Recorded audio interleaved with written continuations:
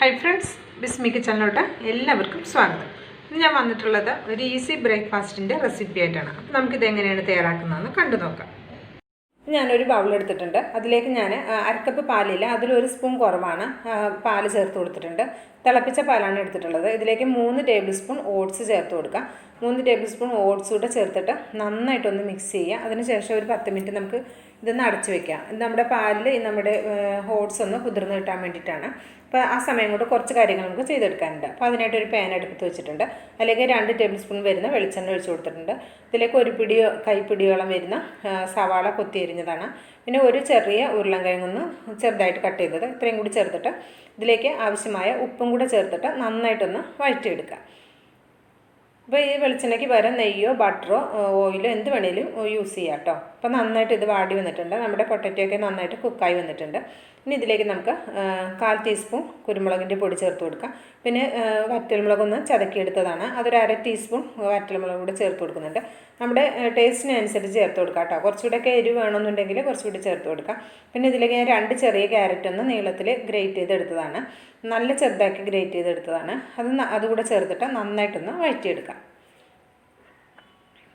ഇനി നമുക്കിതിലേക്ക് ഒരു കൈപ്പിടിയോളം വരുന്ന മല്ലിയില കൂടി ചേർത്ത് കൊടുക്കാം. മല്ലിയില കയ്യിലുണ്ടെങ്കിൽ ചേർത്ത് കൊടുക്കുക, ഇല്ലെങ്കിൽ അതിന് പകരം കറിവേപ്പിൻ്റെ ഇല ചേർത്ത് കൊടുത്താലും മതിയാകും. ചേർത്ത് കൊടുത്തതിന് ശേഷം നന്നായിട്ടൊന്ന് വഴറ്റിയെടുക്കുക. അപ്പോൾ അത് നന്നായിട്ട് വഴറ്റി ഫ്ലെയിം ഓഫാക്കി ഞാൻ ചൂടാറാൻ വേണ്ടി മാറ്റി വെച്ചിട്ടുണ്ട്. അപ്പോൾ ഒരു 3 കോഴിമുട്ട ഒരു ബൗളിലേക്ക് എടുത്തിട്ടുണ്ട്. ഇതിലേക്ക് നമ്മൾ സോക്ക് ചെയ്ത് വെച്ചിട്ടുള്ള ഓട്സ് കൂടെ ചേർത്തിട്ട് നന്നായിട്ടൊന്ന് മിക്സ് ചെയ്യാം. പിന്നെ ഇതിലേക്ക് നമുക്ക് ആവശ്യമായ ഉപ്പ് ചേർത്ത് കൊടുക്കണം. പിന്നെ ഒരു 1/4 ടീസ്പൂൺ മഞ്ഞൾപ്പൊടി കൂടെ ചേർത്തിട്ട് നന്നായിട്ടൊന്ന് മിക്സ് ചെയ്തെടുക്കാം.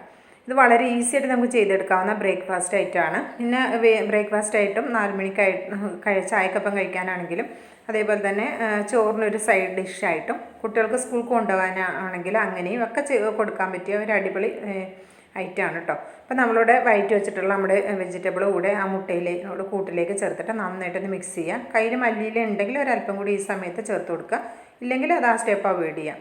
നന്നായിട്ടൊന്ന് മിക്സ് ചെയ്തെടുക്കുക.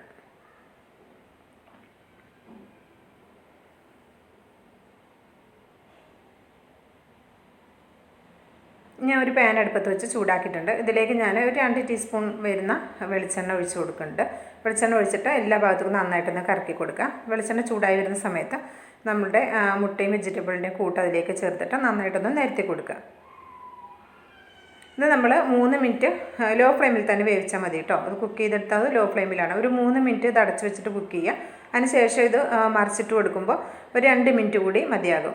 ഒരു 5 മിനിറ്റ് കൊണ്ട് നമുക്ക് വളരെ ഈസി ആയിട്ട് ചെയ്തെടുക്കാവുന്ന ഒരു ബ്രേക്ക്ഫാസ്റ്റ് ആയിട്ടും സ്നാക്കായിട്ടും അതുപോലെ തന്നെ ചോറിൻ്റെ സൈഡ് ഡിഷായിട്ടും എങ്ങനെ വേണമെങ്കിലും ഉപയോഗിക്കാവുന്ന ഒരു ഐറ്റമാണ്. അപ്പോൾ ഇത് ഒരു ഭാഗമായിട്ടുണ്ട്. അത് മറിച്ചിട്ടതിന് ശേഷം വീണ്ടും ആ ചട്ടിയിലേക്കൊന്ന് തിരിച്ചിട്ട് കൊടുക്കുക. എന്നിട്ട് ഒരു 2 മിനിറ്റ് കുക്ക് ചെയ്യുക. അപ്പോൾ നമ്മുടെ സ്നാക്കായിട്ട് ഞാൻ പറഞ്ഞില്ലേ, ബ്രേക്ക്ഫാസ്റ്റ് ആയിട്ടൊക്കെ ഉപയോഗിക്കാം. റെഡി ആയിട്ടുണ്ട്. ഇഷ്ടമായിട്ടുണ്ടെങ്കിൽ ട്രൈ ചെയ്ത് നോക്കി അഭിപ്രായങ്ങൾ അറിയിക്കാൻ മറക്കരുത്. സബ്സ്ക്രൈബ് ചെയ്തിട്ടില്ലെങ്കിൽ ഒന്ന് സബ്സ്ക്രൈബ് ചെയ്തിട്ടുണ്ട്, ലൈക്ക് ചെയ്യാനും മറക്കരുത്. അപ്പോൾ അടുത്തൊരു വീഡിയോ വരുന്നവരെ എല്ലാവർക്കും നന്ദി, നമസ്കാരം.